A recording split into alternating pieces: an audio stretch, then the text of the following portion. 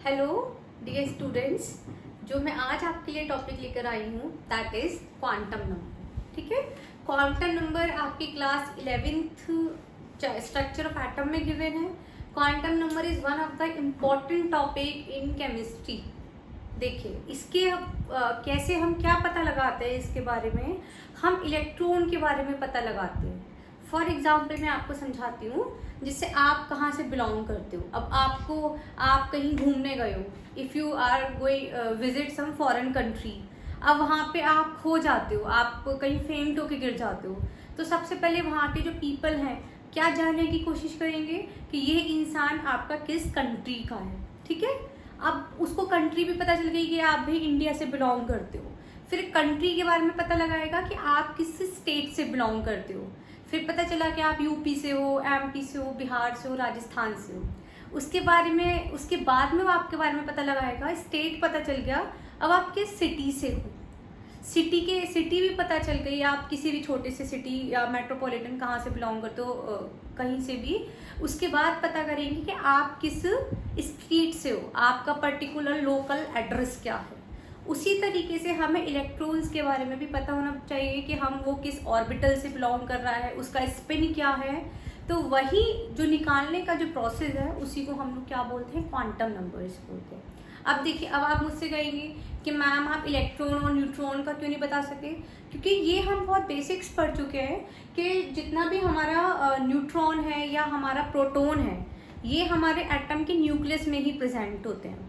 और इलेक्ट्रॉन का क्या खास बात है, इलेक्ट्रॉन्स अपने ऑर्बिट में क्या करते रहते हैं, कंटिन्यूसली रिवॉल्व करते रहते हैं, घूमते रहते हैं। अब कहाँ घूम रहे हैं, कैसे घूम रहे हैं, उनकी स्पिन क्या है, क्लॉकवाइज घूम रहे हैं, एंटी क्लॉकवाइज घूम रहे हैं, आपके एस ऑर्बिटल में है, पी ऑर्बिटल में है, शेल पता चल गया तो उनका सब शेल क्या है। तो हमें जो क्वांटम नंबर है ये हमें कंप्लीट इंफॉर्मेशन देता है, जैसे कि आपका एक आधार कार्ड देता है। जैसे आपका आधार कार्ड का अगर हम नंबर डाल दें तो हमें पता चल जाएगा कि ये इंसान पर्टिकुलर किस कंट्री का है, किस सिटी का है, किस स्टेट का है, फिर भाई उसका मोहल्ला क्या है। उसी तरीके से हम इलेक्ट्रॉन को फाइंड आउट करने का जो प्रोसेस है कि उसको हम बोलते हैं क्वांटम नंबर। देखिए क्वांटम नंबर क्या है कि ये it give complete information about electron in atom regarding its principal energy level, sub energy level, orientation of orbital and spin of electron. ठीक है, अब क्वांटम नंबर हमें क्या बताता है, क्वांटम नंबर हमें बताता है कि हमारे जो इलेक्ट्रॉन है वो उसका प्रिंसिपल एनर्जी लेवल क्या है, ठीक है, उसका सब एनर्जी लेवल क्या है, उसका ओरिएंटेशन ऑफ ऑर्बिटल क्या है, उसके बाद इलेक्ट्रॉन किस स्पिन में घूम रहा है, क्लॉकवाइज घूम रहा है या एंटी क्लॉकवाइज घूम रहा है। तो क्वांटम नंबर्स बेसिकली आपके 4 टाइप्स के हैं। सबसे पहला है आपका प्रिंसिपल क्वांटम नंबर, ये सिंपल एन से डिनोट करते हैं। ठीक है, दूसरा है आपका एजीमुथल क्वांटम नंबर, सब्सिडरी भी बोलते हैं, बहुत सी बुक्स में आपको सेकेंडरी क्वांटम नंबर भी मिलेगा। जो थर्ड है आपका वो मैग्नेटिक और ऑर्बिटल क्वांटम नंबर है, और जो आपका फोर्थ है that is spin quantum number. अब हम इसको 1 बाय 1 स्टडी करते हैं कि व्हाट इट इज। जो फर्स्ट हमारा क्वांटम नंबर है that is principal quantum number. Principal quantum number हमें सबसे पहले जो हमें साइंटिस्ट थे बोहर, उन्होंने एक्सप्लेन किया था। Bohr was a scientist who give this principle quantum number. अब देखिए आपको पता है जो बोहर साइंटिस्ट हैं उनका contribution in chemistry is very much. Bohr ने एटॉमिक मॉडल दिया था, बोहर ने हमें प्रिंसिपल क्वांटम नंबर दिया था, ऐसे बहुत सारे हैं जिसमें बोहर का बहुत ज़्यादा कंट्रीब्यूशन है। तो प्रिंसिपल क्वांटम नंबर ऑलरेडी आपको बताया मैंने, it describes the size of orbit. ये क्या करता है, हमें ऑर्बिट का साइज बताता है। अब देखिए व्हाट इज ऑर्बिट। ऑर्बिट क्या है, जो electron which revolve around the well defined path, जो इलेक्ट्रॉन जिस पाथ पे कंटिन्यूसली रिवॉल्व करता है, that path is known as the orbit. Orbit भी बोल सकते हो आप, इसको शेल भी बोल सकते हो। और ये प्रिंसिपल क्वांटम नंबर क्या बताता है, ये कंप्लीट इंफॉर्मेशन देता है हमें ऑर्बिट और शेल की, या हम ये भी बोल सकते हैं कि it give information where the electron is revolving around the particular path और पर्टिकुलर प्लेस। ठीक है, अब देखिए KLMN इन्फिनिटी तक आपको पता है नंबर ऑफ शेल्स होते हैं। अगर आपका फर्स्ट शेल है तो उसको K से रिप्रेजेंट करेंगे, अगर N2 है तो उसको L से रिप्रेजेंट करेंगे, 3 है तो M से रिप्रेजेंट करेंगे, so on and so on. अब यहाँ पे जो इम्पोर्टेंट चीज पता करनी है दैट इज कि जो मैक्सिमम इलेक्ट्रॉन पर्टिकुलर शेल में जो प्रेजेंट होते हैं it is given by the formula 2n²। ठीक है, ये भी हमें बोर्ड ने ही बताया था। तो n का जो वैल्यू होता है 1 2 3 so on and so on. अब ये देखिए यहाँ पे अगर आपका फर्स्ट शेल है, अब फर्स्ट शेल है आपका कोई भी न्यूक्लियस है, अब ये K शेल है, ये L शेल है आपका, ये M शेल है। ठीक है, ये आपका K शेल हो गया, ये L शेल हो गया, ये M हो गया, उसके बाद N O यहाँ पे 1 2 3 वैल्यू है जो ऑलरेडी हम देख चुके हैं। अब देखिए फर्स्ट शेल में K में कितने प्रेजेंट होंगे, फॉर्मूला इज 2n²। अगर N आपका 1 है, N कितना है बच्चों 1 है, तो 2 × 1² इज इक्वल्स टू 2। इसका मतलब क्या है कि K शेल में आपके पास 2 इलेक्ट्रॉन्स होंगे जो मैंने आपको डॉटेड से दिखाए हैं। ये इसमें ऑर्बिट में क्या कर रहे होंगे, रिवॉल्व कर रहे होंगे। अगर हम अपनी सेकंड शेल की बात करें, सेकंड ऑर्बिट की बात करें, formula is again same 2n²। यहाँ पे n इज इक्वल्स टू क्या हो जाएगा बच्चों 2 हो जाएगा, तो क्या हो जाएगा 2 × 2² इज इक्वल्स टू 8। तो इसका मतलब क्या है कि L शेल में आपके 1 2 3 4 5 6 7 8 इलेक्ट्रॉन्स क्या कर रहे हैं, इवॉल्व कर रहे हैं। उसी तरीके से आप थर्ड शेल और फोर्थ शेल में आप निकाल सकते हो। क्वेश्चन आपको ये भी मिल सकता है कि write the number of electrons present when n is equals to 2 या n is equals to 3। Second जो हमारा क्वांटम नंबर है that is azimuthal quantum number. Azimuthal quantum number को हम बेसिकली L से नोट करते हैं, और ये सबसे पहले साइंटिस्ट है सोमरफील्ड, उन्होंने ये एजीमुथाल क्वांटम नंबर दिया था। अब एजीमुथाल क्वांटम नंबर आपका क्या डिस्क्राइब करता है, इट डिस्क्राइब दी सब शेल। शेल हमें पता चल गया कि किस शेल में है, अब शेल में भी हमारा सब शेल क्या है वो ये एजीमुथाल क्वांटम नंबर बताता है, और साथ में ये बताता है उस सब शेल का शेप क्या है। देखिए अब जो सब शेल है हमारा, सब शेल को हम लोग basically S P D F G and so on हम इस सब से क्या करते हैं, डिनोट करते हैं। अब यहाँ पे देखिए अगर आपका सब शेल S है तो जो आपका L का वैल्यू होगा वो क्या हो जाएगा, आपका 0 हो जाएगा। अब जो मैक्सिमम इलेक्ट्रॉन, अब आपका सब शेल S है, जैसे हमने पहले में पढ़ा प्रिंसिपल क्वांटम नंबर में कि हमारा KLMN शेल्स है, तो 2n² फॉर्मूले से हम निकालते हैं कि हमारी K शेल में कितने आ सकते हैं, L में कितने आ सकते हैं। उसी तरीके से हम यहाँ पता करेंगे कि हमारे सब शेल में कितने इलेक्ट्रॉन्स आ सकते हैं।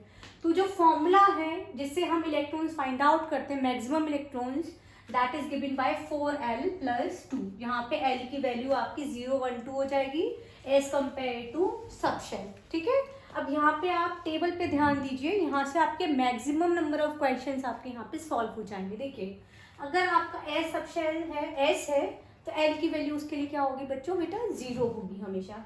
अब आप फॉर्मूले में रखिए, अगर L 0 हो जाए तो ये तो पूरा टर्म क्या हो जाएगा, 4 × 0 + 2 तो इज इक्वल्स टू 2। तो जो मैक्सिमम इलेक्ट्रॉन आएंगे S के लिए वो क्या आ जाएंगे बच्चों, 2 आ जाएंगे। ठीक है, उसके बाद आपका P है, P के लिए इसको कैपिटल से सॉरी हमेशा डिनोट करते हैं। अगर L के लिए वैल्यू क्या है उसमें 1 है। अब फॉर्मूले में लिखिए आप लोग 4 × 1 + 2 इज इक्वल्स टू 6। अब जो मैक्सिमम इलेक्ट्रॉन्स P में आ सकते हैं दैट इज 6। अगर आपके पास D है, D की जो वैल्यू है that is 2।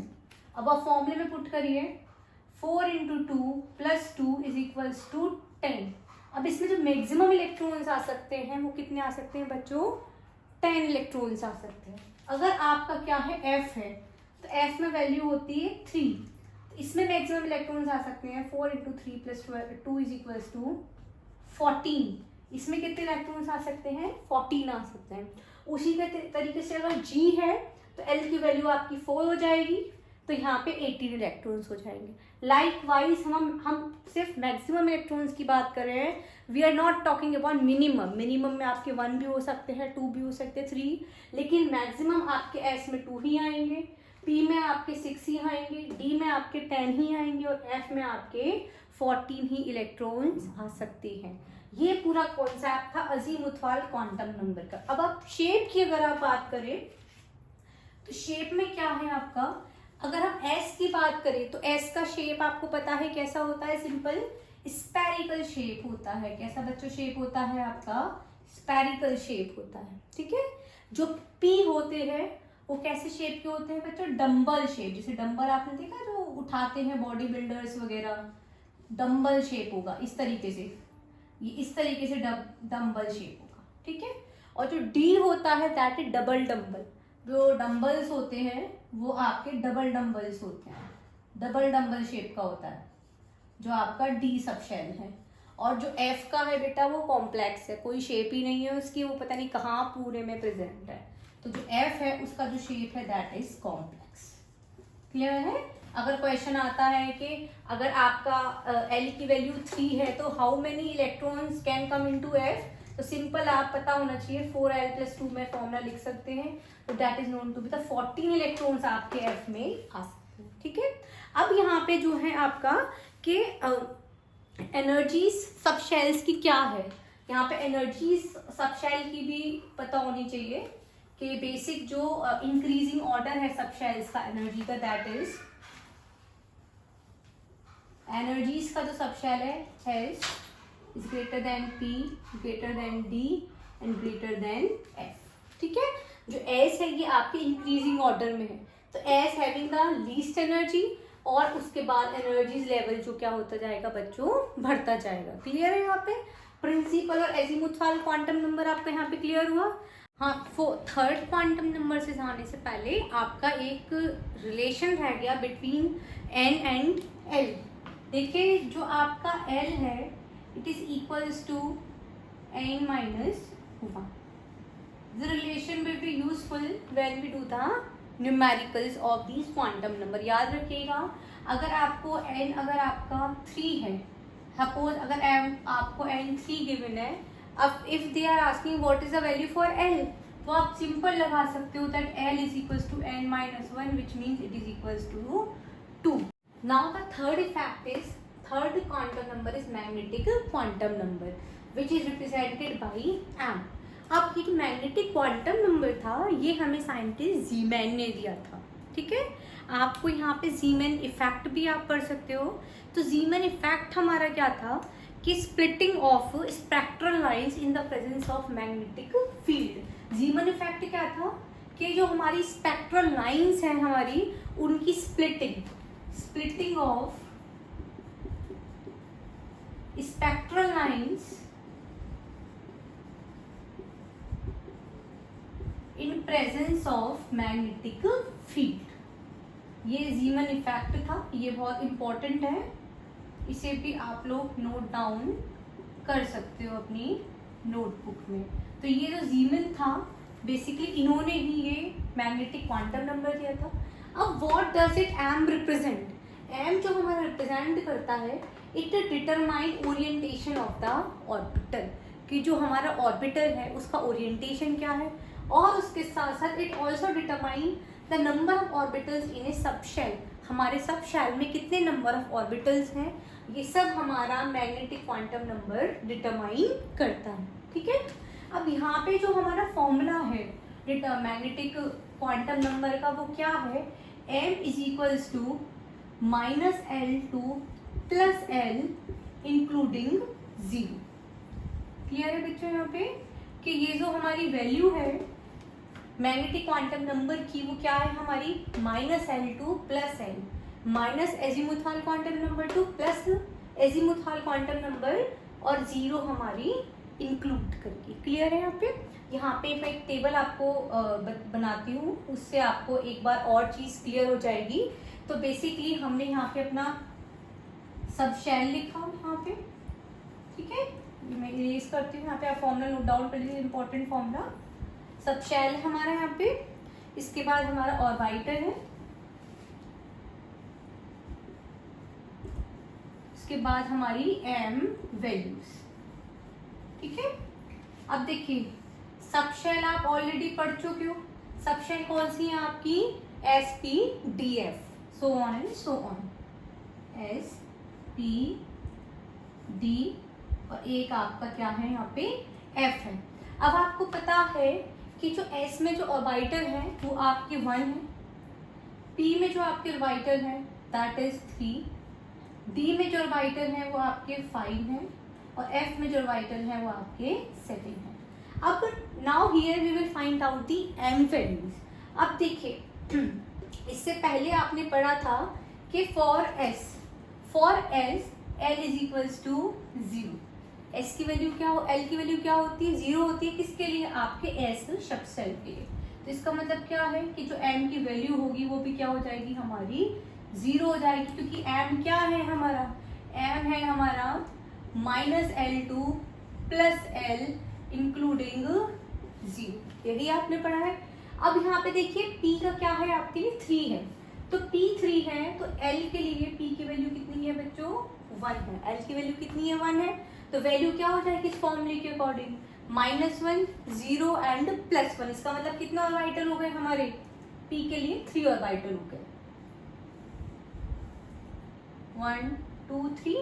In the middle हम 0 लिखेंगे, ये हमारा +1 हो जाएगा और ये हमारा -1 हो जाएगा। यहाँ पे क्लियर है ये चीज। और now comes to d having the 5 orbital. देखिए कैसे, d के लिए l की वैल्यू क्या होती है बच्चों, 2 होती है और m की वैल्यू क्या है, -L2 प्लस l। तो देखिए -L2 प्लस l यानी इसके 5 ऑर्बिटल हो गए, -2 -1 0 +1 एंड +2। यहाँ पे इन बिटवीन 0 लिखेंगे, ये +1 +2 -1 एंड माइनस, ठीक है। अब देखिए फॉर सबशेल f ऑर्बिटल 7 कैसे हैं, देखिए for f l is equals to 3, l कितना होगा बच्चों, 3 होगा। अब यहाँ फॉर्मूले में देखिए क्या हो गया, -L2 प्लस l इंक्लूडिंग 0, तो -3 -2 -1 0 1 2 एंड 3। तो टोटल कितने ऑर्बिटल हो गए हमारे पास बच्चों, 7 ऑर्बिटल हो गए, 1 2 3 4 5 6 एंड 7। ये आपका 0, ये +1 +2 +3 -1 -2 एंड -3।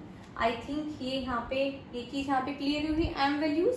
इसके बाद हम चारों क्वांटम नंबर्स एक बार एक्सप्लेन करने के बाद I will discuss the questions, तो आपको वहाँ पे ये चीज और भी ज्यादा क्लियर हो जाएगी। क्लियर है यहाँ पे, ठीक है। नंबर है that is spin quantum number. इसको हम सिंपल ऐसे रिप्रेजेंट करते हैं, ये हमें साइंटिस्ट उलनबैक ने दिया था। उलनबैक एक साइंटिस्ट थे जिन्होंने हमारा spin quantum number, 4th quantum number explain किया था, डिटरमाइन किया था। अब ये स्पिन क्वांटम नंबर क्या बताता है, it determine orientation off spin of electron. अब इलेक्ट्रॉन की जो स्पिन है उसका ओरिएंटेशन बताता है, या तो ये क्लॉकवाइज घूमेगा या स्पिन इसकी एंटी क्लॉकवाइज घूमेगी। क्या है इसकी, या तो ये क्लॉकवाइज है आपकी या आपकी ये एंटी क्लॉकवाइज है, 2 ही स्पिन हो सकती है। इसके अलावा कोई आपकी थर्ड टाइप की स्पिन इज नॉट पॉसिबल। अगर आपकी क्लॉकवाइज है तो वी विल राइट +½ होगा, या इसको हम इस तरीके से एरो से भी रिप्रेजेंट कर सकते हैं। अगर आपका एंटी क्लॉकवाइज है तो ये आपका -½ होगा, इसको हम डाउनवर्ड एरो से भी क्या कर सकते हैं, शो कर सकते हैं, बता सकते हैं, ठीक है।